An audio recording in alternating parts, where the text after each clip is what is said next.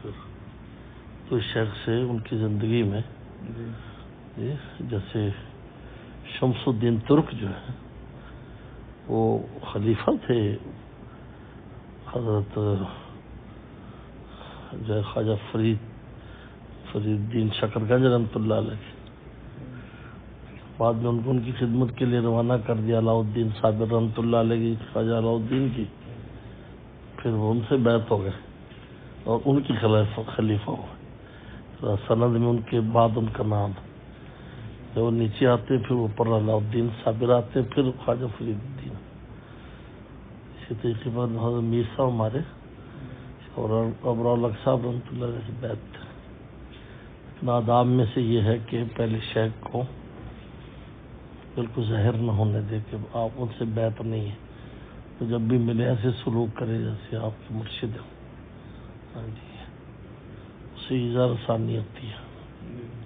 ہاں جی اس سے یہ سلوک کرے. باقی فیضان اٹھائے جس سے اصل ہوتا ہے جس سے فیض ہو رہا ہوتا ہے جس سے وہ مناسبت محسوس کرتا ہے اصل وہ ہے. حضرت والا رحمۃ اللہ علیہ نے بہت سے بہاول نگر یا پنجاب میں حضرت سے جو بیعت تھے بعض پرانے بھی تھے لیکن ان کا کہ ہمیں مولانا جلیل احمد اخوند صاحب قریب بھی ہیں. دوسرا میں ان سے اصلاح لینا آسان میں ہے ہمیں.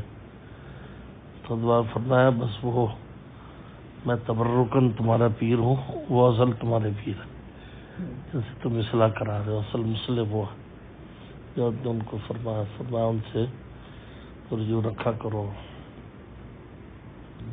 تو ایسی کوئی بات اس طرح ہو جاتا ہے. اجازت اس طریقے میں عرض کیا. دوسرے شیخ سے بیعت بھی ہوگا ہاں جی دوسرے شیخ سے بیعت ہوگا اور خصوصاً ایک ہی سلسلے میں.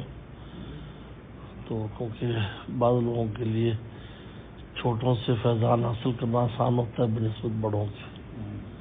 تو کوئی عرض کی بات نہیں ہے کہ پانی تو اوپر ہی سے آ رہا ہے. ہاں جی وہ تو